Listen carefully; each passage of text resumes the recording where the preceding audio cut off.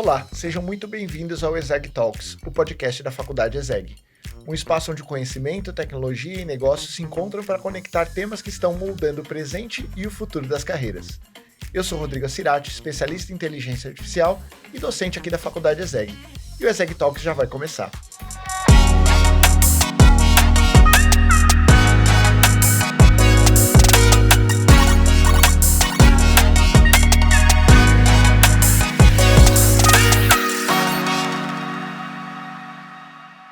Antes de iniciar nossa conversa, eu gostaria de te convidar a seguir o canal da Faculdade ESEG no YouTube e se inscrever para receber as notificações. Você também pode acompanhar as nossas redes sociais para acessar mais conteúdos como esse.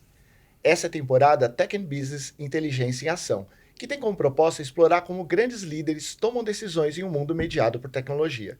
Nesse episódio, o nosso tema central será a infraestrutura digital como motor invisível da revolução da inteligência artificial.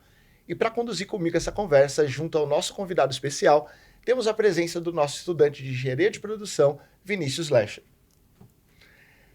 Então vamos lá, nós temos como convidado especial aqui o Vitor Arnaud. Vitor Arnaud é engenheiro de produção formado pela UFRJ, presidente da Equinix no Brasil, e aí com uma trajetória de mais de 20 anos na empresa, não é isso, Vitor? Isso aí, estou desde os 5 anos de idade lá, não, tô brincando. Quase isso. Tô brincando. Estou há 20 anos na Equinix, que é uma empresa que sempre esteve no epicentro das revoluções, né, das transformações digitais no mundo todo. E você já passou por muita coisa, Eu né? já passei por todas elas, né? Então, assim, e é interessante que eu acho que na conversa a gente vai conseguir desenvolver isso, que a história ela não se repete, mas ela rima, né? Os ciclos de transformação, eles são semelhantes. Então, acho que vai dar para a gente desenvolver bastante o assunto, não só atual, mas a gente dá uma olhada também na história e ver se a gente consegue também ter algumas ideias novas aqui, já que o Vinícius está nervoso. Então, eu também quero fazer umas perguntas para ele também, para ver que oitavo período você tem que, né, já tem que estar pronto, tem que estar dominando o mercado. Mas vamos lá. Muito bom, Vitor. Olha, vamos começar... Obrigado pelo convite, tá? A gente que agradece, na verdade, você liberar um pouco de espaço da sua agenda, que deve ser... pouquinho, a gente estava conversando agora fora do ar, você está falando que se oferecesse 72 horas para você... Eu pegava. Ótimo. Eu pegava. Se você tiver a fórmula, me avisa. Perfeito. Eu também estou tentando descobrir. Então, olha só, a gente... vamos começar falando um pouquinho de Brasil e no contexto dos desafios de você operar data centers aqui no Brasil. Então, a empresa é se não acho que talvez a maior player... de data centers no mundo. E quais são os desafios específicos de a gente operar esses data centers aqui no Brasil? Eu acho que assim, para o pessoal entender a história, a Equinix ela entrou no Brasil em 2011 através da aquisição da Alog, que é uma empresa que foi fundada em 2005. Né? E a Alog, a origem da Alog é a fusão de duas empresas que já existiam, né? De dois data centers que foram construídos ali por volta do ano 2000, lá nos primórdios da internet. E por isso eu acho que isso é interessante, porque eu já vivi desde os anos 2000, aquela época que ninguém sabia nem o que era um data center, se era de comer, de beber, né? O que tinha que fazer, e hoje todo mundo fala sobre o assunto, mas existe uma coisa chamada Risco Brasil que não nos abandonou, né? E construir no Brasil, construir um negócio é um desafio por si só, por diversos motivos. Seja ele o negócio que for, né? Seja ele o negócio que for, não só o negócio de infraestrutura digital. Talvez a gente tenha a sorte de estar num negócio que só cresce, porque no final do dia a Equinix é uma empresa de data center. Desde de 1998, quando o fundador teve a ideia, ele pensou nos data centers como ponto de encontro, né, de dados. Você tem que aproximar o usuário do dado, da informação. E isso trouxe para a gente uma estrela do norte muito forte, e que eu acho que isso é muito importante, porque imagina o seguinte, quando você discute estratégia, Vinícius deve estar vendo isso bastante, deve estar até de saco cheio, né? Tanto você viu estratégia, que eu lembro da minha época de engenharia de produção, tem muita gente que gosta de discutir estratégia como se fosse futurologia, né? O que vai acontecer daqui a 3 anos? O que vai acontecer? Cara, não sei. Agora, se eu consigo ter uma estrela do norte da estratégia da minha companhia, que é algo que não vai mudar em 50 anos, só vai acelerar, você consegue ser muito mais disciplinado nessa execução. E qual foi a nossa estrela do norte desde o início? Latência vai ser cada vez mais importante na vida de todo mundo. Então, hoje, se você pega o seu celular, mais de 90% dos aplicativos que estão ali na tua tela inicial, de todo mundo aqui dessa sala, que tem mais de 10 pessoas na sala, o pessoal não está vendo, eles estão na Equinix. E o que eu garanto com isso? Eu garanto que os data centers da Equinix, os 280 data centers, né, indo um pouco além de Brasil, eles estão a menos de 10 milissegundos de 90% da população do mundo todo. Né? Por quê? Mas isso foi uma estratégia de distribuição porque a gente entende que o valor que a gente entrega não é o data center em si, é a proximidade com os ecossistemas. E eu acho que isso moveu o nosso negócio no Brasil também, por isso que a gente está em São Paulo e no Rio, que são os grandes centros, mas com todos os desafios de construir um negócio no Brasil. E aí, mas eu queria deixar muito claro também que eu acho que assim, tem muita gente que senta para falar de Brasil e fala do risco Brasil como se fosse o fim do mundo. E eu acho que é muito importante você sempre analisar um país comparando com os outros. O Brasil tem desafios? Tem, mas vai fazer negócio nos outros países da América Latina. Vai no Oriente Médio agora. Né? Então, assim, eu acho que o Brasil tem, sim, muitas vantagens, tem desafios, mas se fosse fácil, todo mundo ia ter um negócio de sucesso no Brasil. Né? E não é isso. A América Latina não é para amadores. Mas eu acho que se a gente for... Dá para fazer um episódio inteiro lá do que a gente chama de risco Brasil. De segurança, estabilidade jurídica, infraestrutura, né? Em determinados pontos falta infraestrutura, em outros eu acho que o Brasil é um exemplo. E a gente pode falar aqui na parte de energia, né? Na parte do Pix. Pô, Pix é um caso que eu uso, cara, os gringos não acreditam. Quando eu falo do Pix, que eu posso transferir 1 centavo a 1 bilhão de reais, e no segundo seguinte está na conta de alguém, eles falam, não, cara, não. Não é possível. Não, mas que empresa? O cara tá bilionário. Não, é Banco Central. Aí o cara, não é possível. Aí já dá aquela virada do pastor alemão, sabe? Tipo, eu acho que eu perdi alguma coisa na tradução. Então, assim, o Brasil tem eu acho que tem vários exemplos que são super positivos e que viabilizam muitos negócios. E no final do dia você pensa assim, o Brasil tem mais de 220 milhões de pessoas, né? Na América Latina é o maior mercado consumidor. Então, assim, o mercado por si só já justifica você estar aqui. Né? Tanto é que quando a nuvem veio para cá, e são grandes clientes nossos, o primeiro lugar é o Brasil, depois vai para os outros países da América Latina. Né? Quando os players de software como serviço vieram para cá, a mesma coisa. Então, o Brasil tem um potencial gigante, apesar dos desafios. Né? Mas no final do dia, gestão é isso. Gestão é risco. Mas temos oportunidades também, né? Temos muitas oportunidades. Como outros países também têm, né, Rodrigo? Então, assim, e no final do dia, quando você tem um portfólio, quando você tem acesso a outros países, o seu repertório aumenta ao ponto também de que você começa a ver, cara, isso aqui podia ser muito melhor, mas isso aqui é uma vantagem, a gente não fala disso. Né? E isso que eu acho que é importante, inclusive para botar a bola no chão nessas discussões que a gente tem sobre o futuro do nosso mercado, entendeu? Perfeito. E recentemente a gente viu a discussão na Câmara sobre o Redata, e está indo para o Senado agora, então, quer dizer, o Brasil, enquanto país, também está olhando para isso, né? Sim. Como que você vê essas iniciativas? A gente está bastante envolvido na discussão do Redata, e aí só para o pessoal entender, né? Porque muita gente fala, pô, você está discutindo Redata, a antecipação da reforma tributária, mas existe um problema de segurança pública. O Redata não resolve isso, né? Redata é muito focado numa antecipação de uma reforma tributária que vai beneficiar investimentos no país, né? No final do dia, e eu acho que isso foi brilhante da parte do Igor Marquezini, assessor do Ministério da Fazenda, do secretário Wallace no MDIC, dos outros técnicos do governo envolvidos nessa discussão, que eles pegaram o seguinte, olha, eu não estou inventando nada novo, eu estou antecipando uma reforma tributária, colocando alguns aspectos para a gente ser mais seletivo ainda com os data centers que vão estar no Brasil, mas no final do dia eu estou revisitando uma ineficiência histórica na nossa estrutura tributária. E isso é importante porque, imagina, usando o próprio número do Ministério da Fazenda, se você pegar todos os workloads brasileiros que estão na nuvem hoje, 60% não estão no Brasil. Só 40% estão em território nacional. Por que isso? Geralmente, quando o workload está longe da empresa, é que ele não precisa de latência. Ele não precisa estar próximo do usuário. Então, o motivo foi custo. Né? Ou ele teve acesso a um serviço diferente, que aquela nuvem só lançou no mercado americano, porque lá é mais barato de você rodar esse modelo. E a gente acha que o Redata, a oportunidade imediata do Redata é repatriar boa parte desses workloads. Baixar um pouquinho esse custo. Baixar um pouco o custo do Brasil. E aí o CIO, o CTO vai pensar o seguinte, peraí, agora você está me falando que ter o workload no Brasil é o mesmo custo dos Estados Unidos e eu ainda vou estar próximo do usuário, vai estar no meu perímetro, soberania de dados e tal. Vamos. Isso é natural, isso vai atrair mais investimento. Só que a gente tem que ter muito cuidado nessa discussão, que muita gente levou a discussão para Brasília falando o seguinte...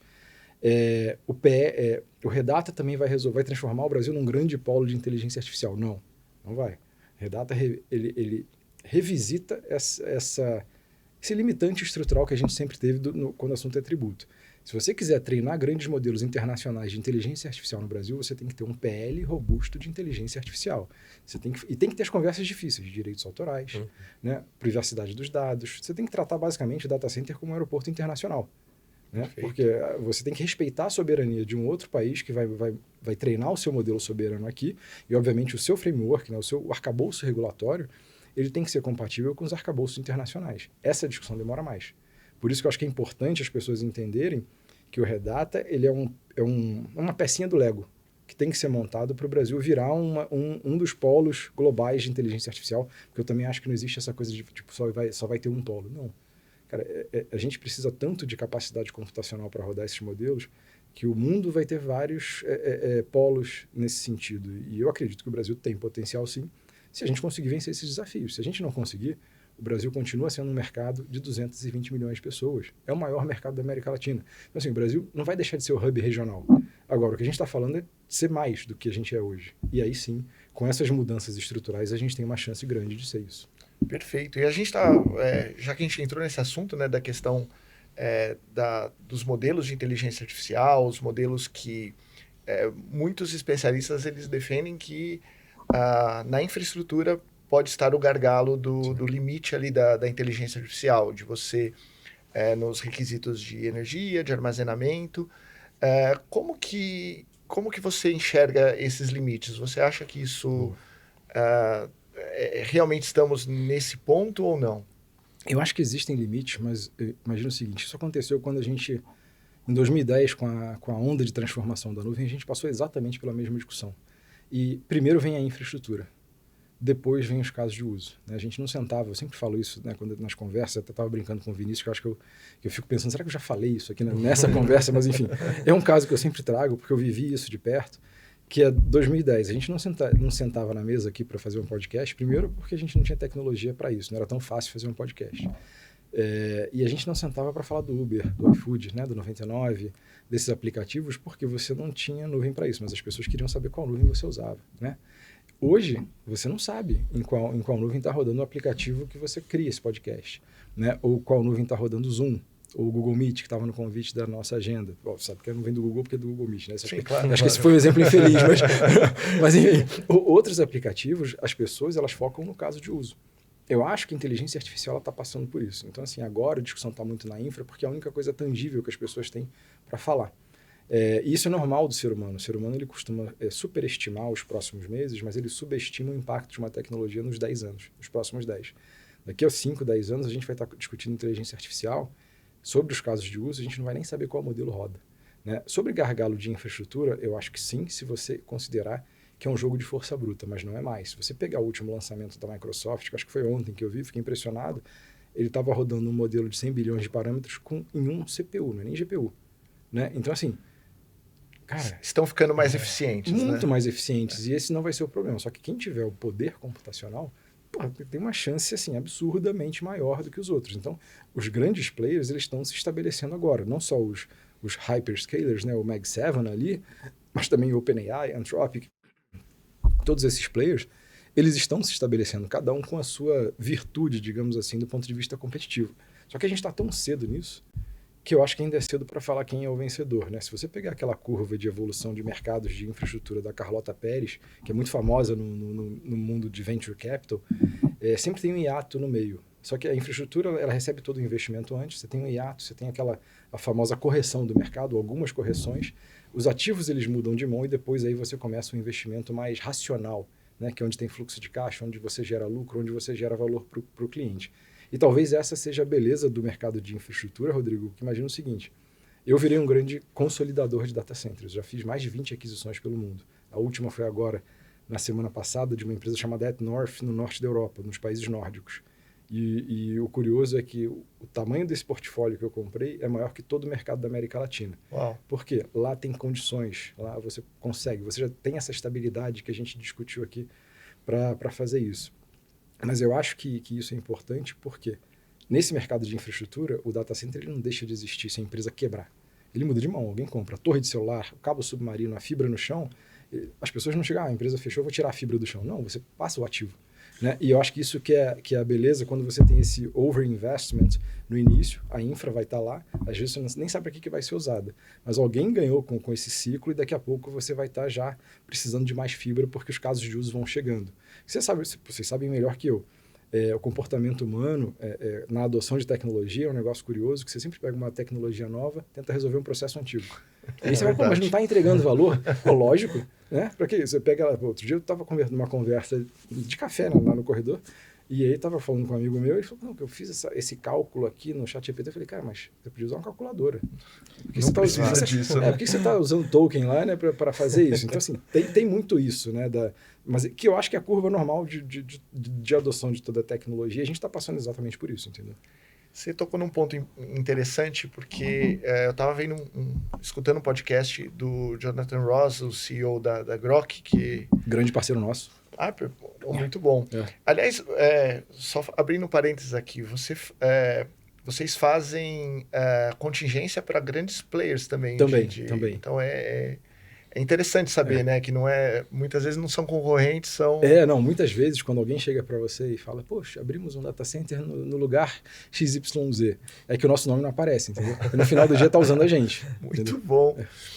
E o Jonathan Ross, ele estava falando que se ele tivesse dinheiro para investir, se ele fosse um venture capitalist, ele investiria em infraestrutura e não em modelos, né? E não em treinar modelos, porque treinar modelo é uma coisa que vai consumindo muito, os modelos estão cada vez maiores, Sim. cada vez...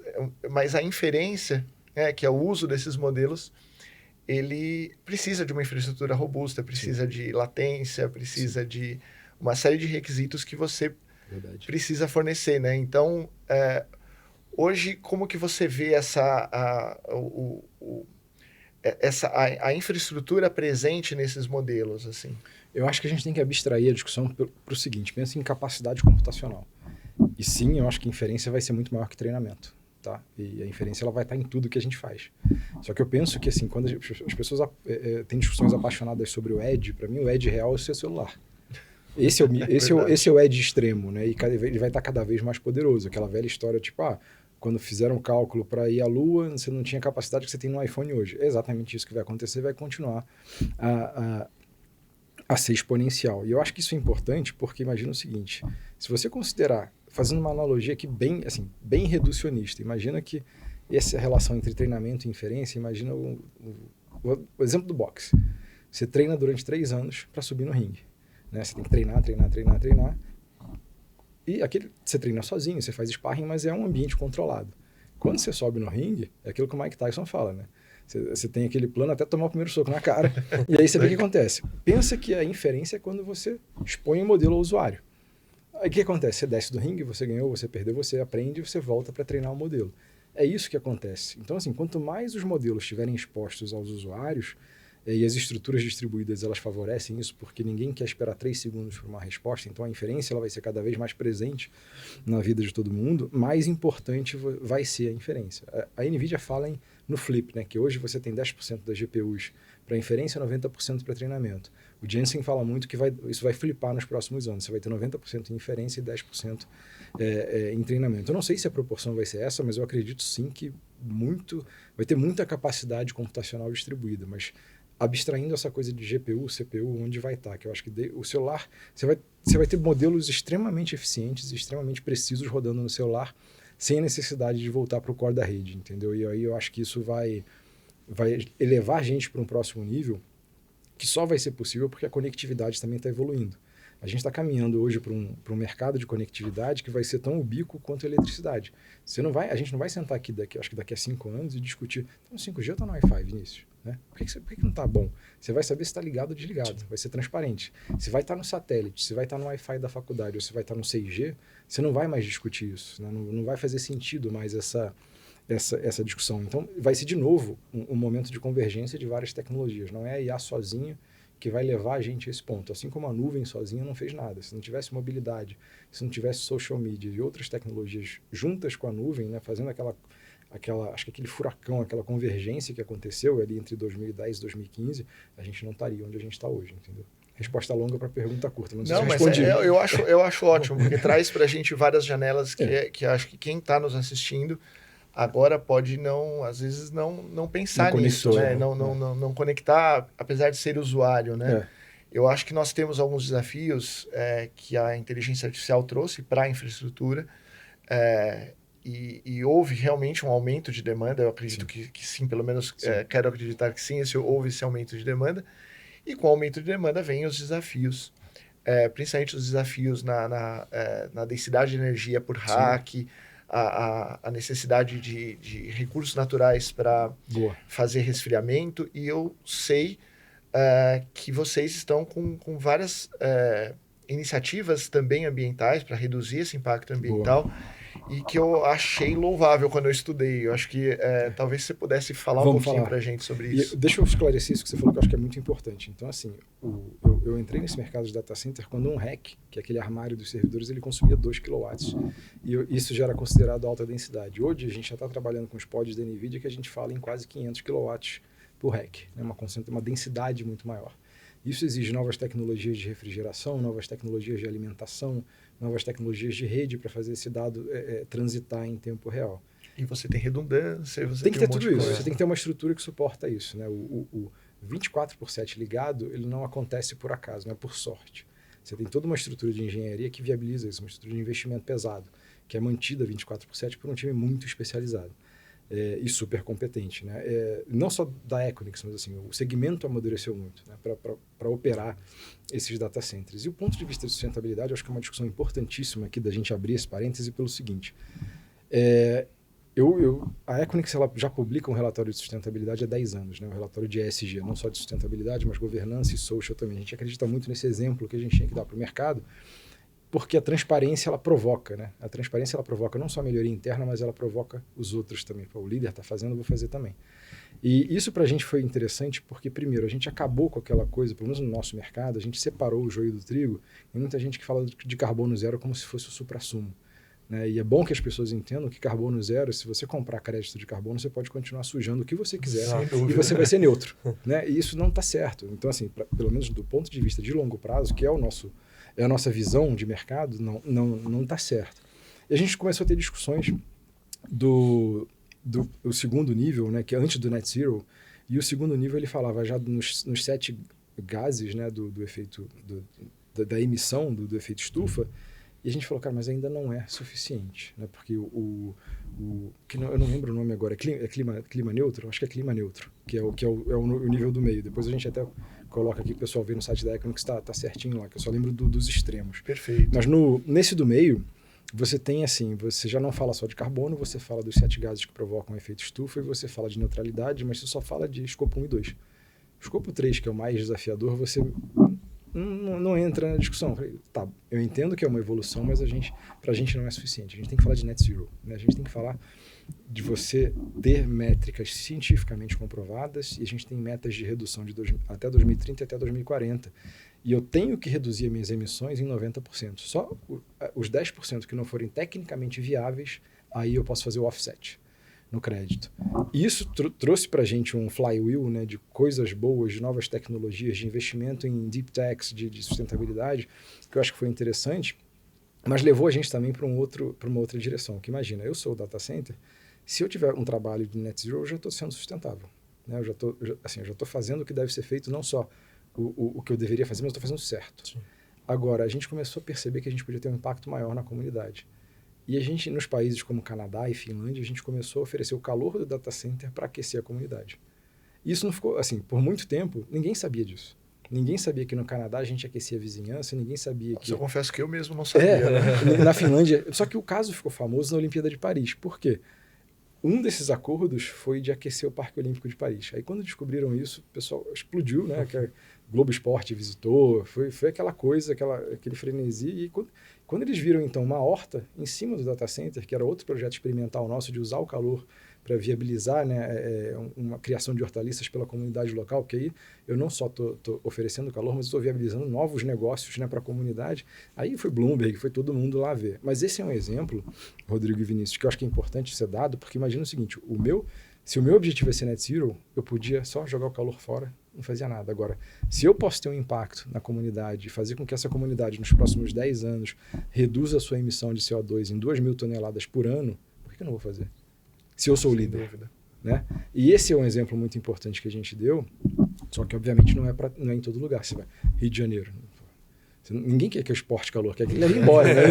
Então, assim, mas no Rio de Janeiro a gente faz reaproveitamento da água da chuva. Aqui em São Paulo, a gente faz free cooling. Dá para fazer em São Paulo, com as temperaturas que a gente tem, pelo menos um mês por ano, que eu desligo as máquinas de ar-condicionado e uso o calor de fora, o frio de fora para refrigerar o data center. Então, assim, essa política de sustentabilidade, assim, o motor é global, mas ela tem que ser muito adaptada às nuances dos mercados locais, entendeu? E isso é muito importante. Por exemplo, se eu pega regiões mais frias do Brasil, como eu não tenho uma rede de arrefecimento pública, é difícil eu exportar o calor, porque eu não tenho uma licença para botar na rua essa rede. Claro. Agora, na França, na Finlândia, no Canadá, você já tem essa rede. Então, na verdade, eu trabalho com uma utility, com a prefeitura, para conectar meu data center e fornecer esse calor, entendeu? Mas isso é importante as pessoas saberem, porque no final do dia, um data center, depois que ele é construído, ele vai ficar na cidade por muito tempo, porque você não vai deixar de usar seu celular, né? E eu acho que isso é importante até para desmistificar algumas coisas que dizem, né? Bom, o data center consome muita água. Isso, cara, às vezes fica no senso comum das pessoas, isso, né? Isso, eu acho que chega a ser engraçado, porque assim, primeiro, já existem estudos que mostram que os data centers de circuito aberto, que são aqueles que precisam pegar água toda hora, sim, eles consomem bastante água. Os data centers de circuito fechado, que já são mais de 85% dos data centers no Brasil, eles consomem a água do banheiro e da área administrativa. Por quê? Porque você pega uma água que não necessariamente é tratada, ela vai ser tratada pelo sistema e depois ela não deixa esse sistema. Né? Então, assim, a eficiência hídrica é muito grande. O Redata já aborda isso.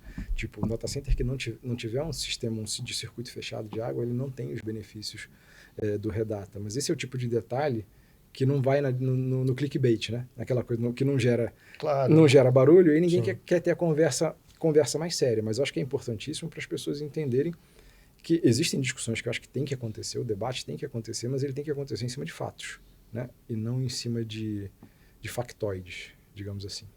Eu acho interessante a gente ter oportunidades como essa, né? De conhecer mais essas iniciativas e levar para o público, não só para os nossos alunos, mas para quem estiver nos assistindo, que sim, existem pessoas preocupadas com esse impacto e gostariam de reduzir quanto mais, porque é isso, a gente não vai deixar de usar, isso eu acho que é importante, a gente não vai deixar de usar. E recentemente a gente teve toda uma discussão com relação ao data center do TikTok lá no Ceará, em Caucaia, né, e o impacto que isso ia ser gerado, mas é importante, né, que as pessoas saibam que hoje em dia existem data centers que têm impacto menor. E o impacto não só na experiência do usuário ao usar aquela função, mas também na vida social dele, né? É isso. Não, eu acho que é importantíssimo. E, cara, por isso que a transparência, né, quando o assunto é sustentabilidade, eu acho que é importante. Pra você ter uma ideia, a gente coloca de forma transparente um indicador chamado PUE, que é Power Usage Effectiveness, que é quão eficiente você é para refrigerar cada quilowatt que você fornece para o servidor. Quando alguém chegar para vocês aqui e falar PUE do meu data center é 1.5, significa o seguinte: para cada quilowatt que você fornece para aquele servidor ficar ligado, você usa 0.5 para refrigerar. E eu tenho metas de continuar reduzindo isso ano a ano. Se eu tiver parado nessa redução, fica transparente, porque eu publico para todo mundo, eu tenho metas declaradas que inclusive afetam o meu bônus, né? Bônus do pessoal de operações, então eu tenho que estar sempre reinventando os data centers que já estão em operação para entregar um PUE maior. Ao ponto que hoje eu tenho 280 data centers no mundo todo, alguns são mais novos, alguns são mais antigos, mas que já passaram pelo refresh tecnológico para entregar um PUE que hoje, na média de 280, é menor que 1.4, que é muito agressivo, né? Se você comparar com outros mercados. Óbvio que eu tenho mercados que são muito frios, que eu quase não uso tecnologia para refrigerar, porque eu tenho aquela coisa do free cooling, né? Então, eu vou PUE de 1.1, alguma coisa assim, mas em mercados que eu não tenho essa facilidade, eu tenho sim que ter uma estrutura de refrigeração muito robusta, porque senão o data center ferve e o servidor não funciona. Claro. Mas isso é muito importante, essa transparência, não só de mostrar onde você está, mas onde você quer chegar e tornar esse caminho transparente também, eu acho que é muito importante, porque as pessoas vão ver que o caminho não é perfeito, mas é importante você divulgar esses dados, entendeu? Perfeito. E deixa eu te fazer uma pergunta, Vitor. A gente percebe que vocês, como fornecedores, se preocupam com isso. Os seus clientes estão buscando cada vez mais data centers com essas características? Eu acho que sim. Alguns sim. Alguns ou ainda é preço, né? Tem muita discussão de preço, mas cada vez mais as pessoas estão entendendo que o planeta é um só. Não tem mais aquela coisa de tipo, eu ganhei e você perdeu, entendeu? Se a gente perder, perdeu todo mundo. O que a gente faz é o seguinte: a gente torna isso muito fácil. Então, hoje um cliente, seja um cliente meu pequeno, como um gigante cloud service provider, ele consegue ter um mapa do ambiente dele e ele consegue entender em cada país que ele está se a energia é 100% renovável ou não, quanto eu utilizo de água. A gente tem uns reportes automatizados que mostra isso, que a gente tem, no nosso papel não é só fazer o certo, né? Porque assim, eu tinha um amigo que falava muito isso, que ele falou, não adianta você estar certo, você tem que parecer certo também. É importante esse jogo da percepção. Então a gente voluntariamente a gente fornece esse reporte. E aí, muitas vezes foi até interessante que assim, o CIO, que não falava tanto com a área de sustentabilidade, começa a conectar com, vou chamar o pessoal de sustentabilidade, que eu acho que ele vai gostar disso. E a gente começa como a gente mostra que a gente tem esse trabalho de Net Zero, ele fala, pô, então você vai me ajudar, porque agora eu estou fazendo esse trabalho de escopo 1, 2 e 3, eu vou mostrar que meu fornecedor já está completamente alinhado com isso, e TI já não é mais o problema, né? Então, assim, essa conversa está começando a ficar mais frequente. Óbvio que, assim, eu queria que fosse mais frequente, queria que fosse 100%, fosse obrigatório. Não é ainda, mas eu acho que se eu comparar com 10 anos atrás, melhorou muito.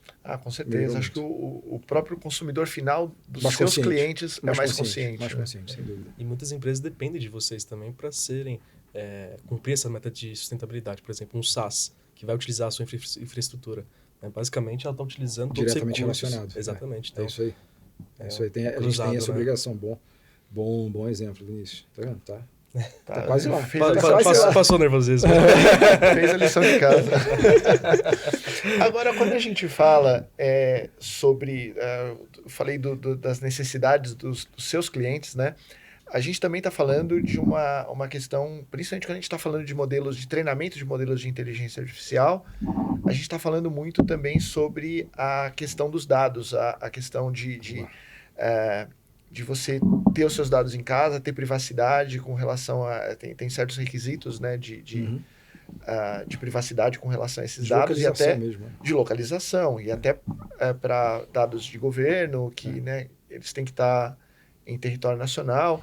Como que você trata isso daí? Eu acho que assim, para a gente isso já era realidade na nuvem, só que eu acho que agora ficou mais evidente, né, esse tratamento do dado.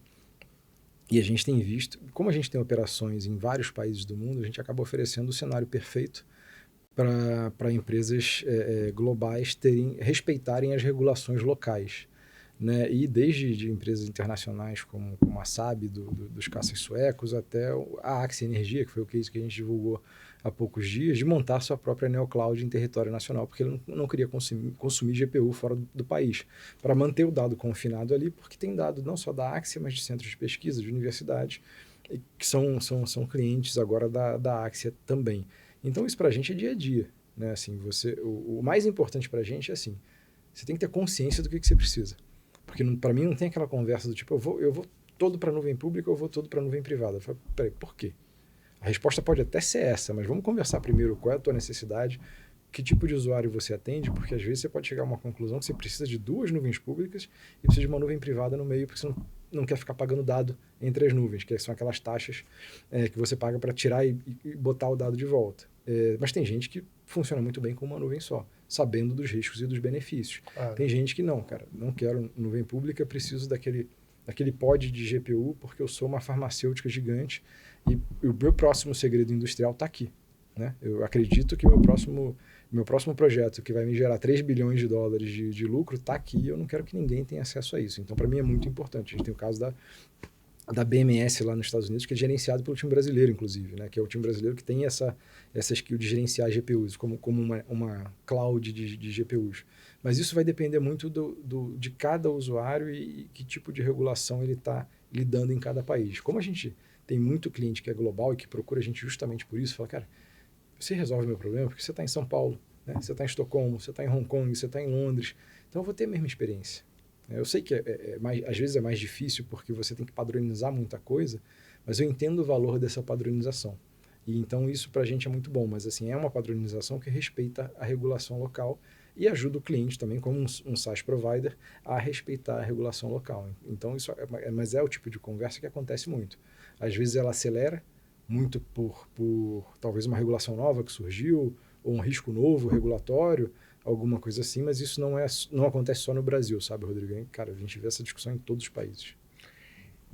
Eu acho isso super interessante porque como você bem falou, assim, a gente muda de país, muda a regulação local, e as regulações locais são muito diferentes. Então, eu imagino que a sua flexibilidade ali para atender tudo isso, e por isso eu acho que a importância desses times locais e times regionais, Exato. né? Exatamente. Hoje você está com quantos funcionários aqui no Brasil? A gente não fala isso publicamente, mas pode na casa dos 1.000. Perfeito. Juntando os contratos e tudo mais, na casa dos 1.000. É bastante gente, né? E como é que é gerir esse pessoal todo aqui no Brasil? A gente tem talentos suficientes? Como é que como que você adquire esses talentos aqui no Brasil? A gente hoje está numa posição, Rodrigo, que assim, a gente é líder de mercado. Quando você vai procurar informação sobre o nosso mercado, é fácil você entender que a gente é o líder na América Latina e no mundo todo. Então, a gente tem um poder de atração de talento muito forte, né? E a gente também tem uma coisa muito clara para a gente, não só no Brasil como no mundo todo, que a gente virou market maker de talento. Então, assim, eu crio mais gente boa do que eu posso aproveitar, né? E isso para a gente é normal, né? Porque, assim, o meu papel de líder é esse, né?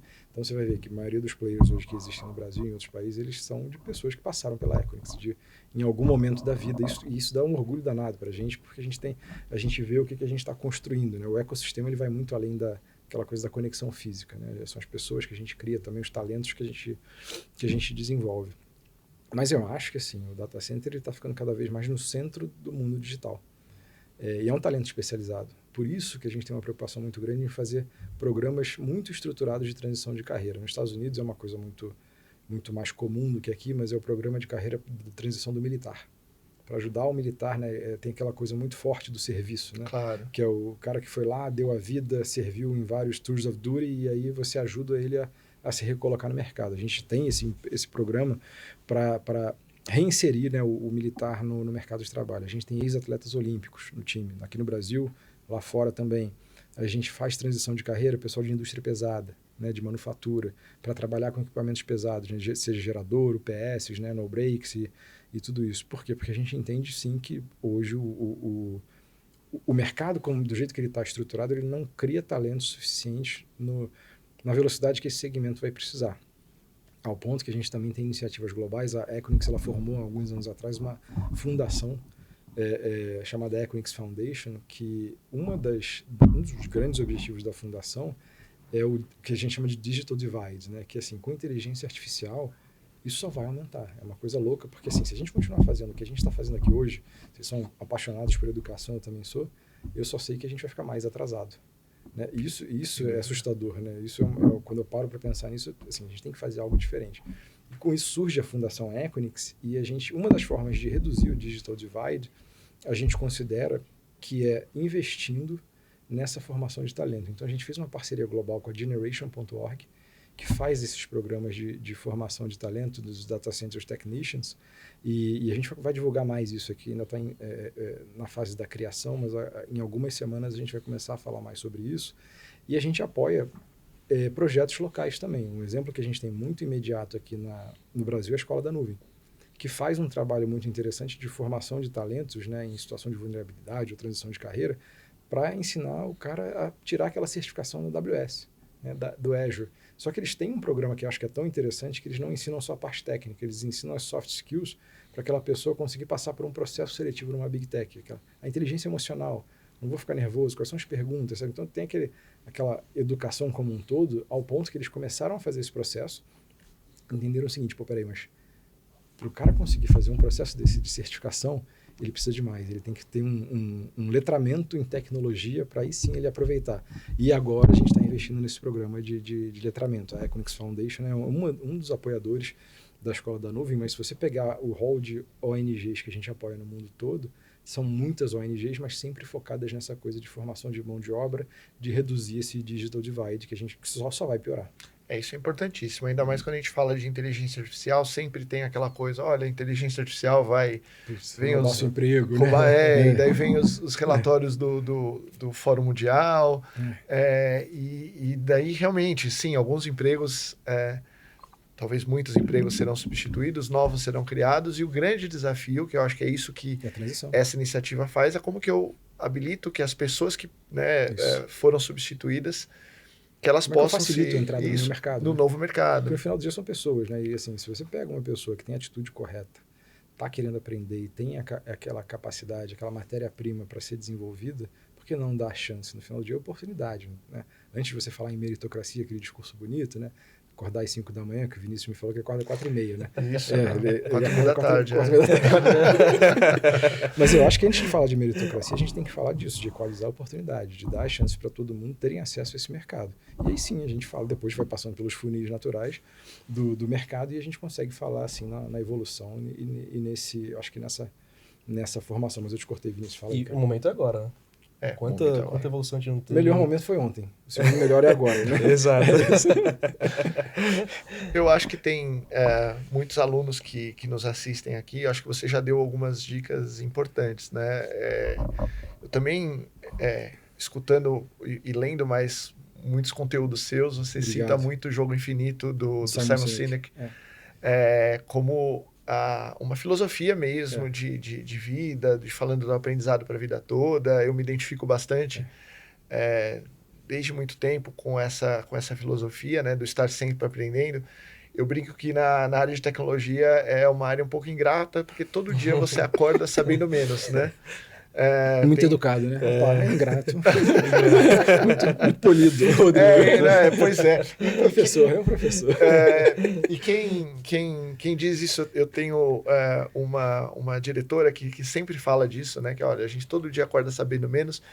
E é verdade. Acho que, assim, quais habilidades hoje você... Né, já que a gente tem alunos assistindo, a gente tem um público que provavelmente está em formação também.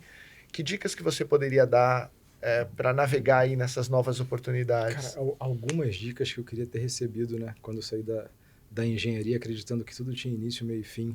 Tudo era uma caixinha muito bem definida. E depois, no mercado de trabalho, você aprende que não é. Acho que a primeira dica é trata a sua carreira como um ativo, como um investimento. Né? E se você não está investindo na sua carreira, por que a empresa vai investir nela? A carreira é um ativo seu. Você leva com você para onde você for. Trata ela como esse ativo. Né? E talvez seja um dos ativos mais valiosos se você vai depender do mercado de trabalho. Né? Seja ele no campo público ou no campo privado, se você tem ambições, acho que trata a sua carreira como um ativo e aí como é que você consegue fazer esse ativo crescer? Né? Investindo nela, investindo em conhecimento, investindo em educação formal e informal, lendo conteúdo. Acho que a segunda coisa é entende que você não faz nada sozinho. Então, assim, quanto mais cedo você estudar as pessoas, como elas se comportam, como você influencia as pessoas, e influenciar não é no jeito de manipular, é no jeito positivo. Como é que você consegue fazer o certo? Né? Como é que você consegue crescer, mas levar as pessoas junto com você? As pessoas que estão em volta. Né? Como é que você consegue fazer isso sem traumatizar ninguém? Não que eu seja... Minha carreira tenha sido toda tranquila. Eu devo ter traumatizado muita gente no caminho. Né? Enfim, nessa coisa de sair do engenheiro técnico, né? O tecniquez puro, para um líder. Mas eu acho que assim, quanto mais cedo você entende que as pessoas são as pessoas que vão estar, né, com você, que vão viabilizar os resultados que você tem que conquistar, e não só a pessoa no trabalho, sua família, né, seus amigos, tudo, o seu sistema de apoio, eu acho que mais cedo você consegue, inclusive, enxergar também a carreira como um ativo que essas pessoas vão te ajudar. E isso eu acho importante porque imagina o seguinte, eu lembro de uma conversa que eu tive quando eu estava fazendo um dos processos seletivos dentro da Equinix, que eu já tive várias funções, o pessoal me perguntou, tá, mas qual é o seu perfil de liderança? Aí eu falei, o gringo vai ficar maluco comigo. Eu falei, cara, depende, não sei quem eu estou liderando. Porque assim, se eu chegar para você e falar que o meu perfil é igual para todo mundo, eu acho que você não deveria me contratar. Né? Porque assim, liderança é sobre você se adaptar ao outro. Óbvio que eu também não, assim, eu espero alguma adaptação da pessoa, claro. Mas assim, é você se adaptar ao perfil da pessoa para conseguir que aquela pessoa tenha sucesso. Né? E a definição de sucesso, inclusive, ela engloba você perguntar para a pessoa, cara, você já pensou assim, onde você quer estar? O que é sucesso para você? Né? Até para você ajudar a pessoa e falar, cara, eu acho que está na posição errada. Né? Às vezes é uma conversa difícil de ter, mas é melhor você ter ela cedo do que você ter depois que a pessoa desperdiçou 10 anos naquela função. E aí fica, mas eu não estou conseguindo evoluir, não consigo uma função nova. Então, assim, e isso é importante quando você entende melhor as pessoas e o comportamento do ser humano, os perfis diferentes, você consegue ter essas conversas de forma muito mais transparente, por mais que elas não sejam fáceis, você ajuda de verdade as pessoas. Né? E isso eu aprendi ao longo da carreira, que eu acho que isso é importante, que é o terceiro ponto, que é você não tem que chegar e ficar milionário, ter 60 anos para começar a ajudar os outros. Tem que ajudar, assim, desde a tua faculdade você tem que ajudar. Eu acho que assim, o Vinícius está aqui para falar, mas você deve ter oportunidade de fazer monitoria, de dar aula para as pessoas, daquele cara bolsista que entrou, que você sabe que ele não teve a mesma base que você pode ajudar essa pessoa, você pode ir hoje procurar as principais ONGs que tratam das matérias da engenharia de produção, você pode ser um voluntário. Quando você sai para a tua carreira de trabalho, cara, você pode investir 1% do que você ganha por ano para ajudar também. Você pode investir seu tempo, você pode investir sua energia, você pode investir teu conteúdo, você pode ajudar de diversas formas, só que não espera o momento ideal. Tem muita gente que precisa de ajuda. É uma cultura de give back, né? Que fora do Brasil, o brasileiro tem um pouco menos isso, né? O Brasil precisa evoluir muito nesse sentido. Só que eu acho que assim, se as pessoas entendessem, e aí é um pouco de uma visão até egoísta que eu vou dar para vocês aqui, mas depois que eu comecei a fazer isso, a minha carreira melhorou. O meu propósito mudou, né? A forma como eu fazia as coisas passou a ter um sentido muito maior. Cara, isso no final do dia, o benefício voltou para mim. Né? Para fazer assim, a gente vive é uma empresa que está aí há 28 anos, mas que já passou por várias mudanças, né? Você tem momentos de estresse que são momentos de estresse, não é para faixa branca, né? Tá lá. Então, só que assim, quando você tem um propósito, quando você tem a Estrela do Norte, esse tipo de coisa fortalece ainda mais onde você quer chegar. E eu não estou falando que a Equinix é a empresa perfeita, que eu vou estar lá a vida toda. Tipo, se tudo der certo, se os meus interesses continuarem alinhados com os da Equinix, vou me aposentar na Equinix, mas também pode chegar um momento que eu vou ter que tomar uma escolha, né? Ter uma escolha diferente de ou ir para uma outra empresa, ou iniciar uma carreira em investimento, ou uma outra coisa que eu vou conseguir fazer porque eu investi na minha carreira para isso. 20 anos já é bastante tempo. Já mostra posso me que aposentar? existe... Ah, claro que ainda não. Tá já chegou aos 80? Não. É quase a minha idade. É verdade. Ele tava guardando essa, né? Ele tava guardando a voadora. Ele tava sentindo a voadora aqui, ó. Eu digo isso porque hoje em dia você tem, e acho que o Vinícius é um outro exemplo, um pouco talvez diferente de muitos da geração dele, onde você tem que ficar em cada empresa 2, 3 anos e troca, e acho que 20 anos é uma carreira sólida o suficiente. Você está numa posição de liderança, você agrega um valor não só para a empresa, mas também para os seus funcionários. Então, é algo que é um pouco diferente do que novas gerações encaram. Acredito. Eu acho que, assim, pode ser diferente, mas o que eu acho mais interessante é que quando você encara a sua carreira como um ativo seu, você vai perceber que o benchmark ele é positivo, mas ele não é suficiente. As decisões são suas. Ninguém vai decidir por você. Então, assim, tem gente que vai ter que mudar de emprego 5 vezes para encontrar aquela missão, para dar aquele estalo. Tem gente que vai encontrar desde o início. E tudo bem. Né? Não é uma corrida, não é uma corrida minha contra você, não é uma corrida minha contra o Vinícius. Até porque já falou que eu tô com 80 anos, né? Então, assim, eu vou perder essa corrida. Mas, cara, eu acho que assim, é muito daquela de você entender o teu momento e, cara, todo mundo tem boleto para pagar, todo mundo tem a família para ajudar, um amigo que vai precisar da tua ajuda, isso faz parte, não encara isso como um fardo. Quanto mais você evolui, mais você vira aquele ponto de apoio de todo mundo, e é normal.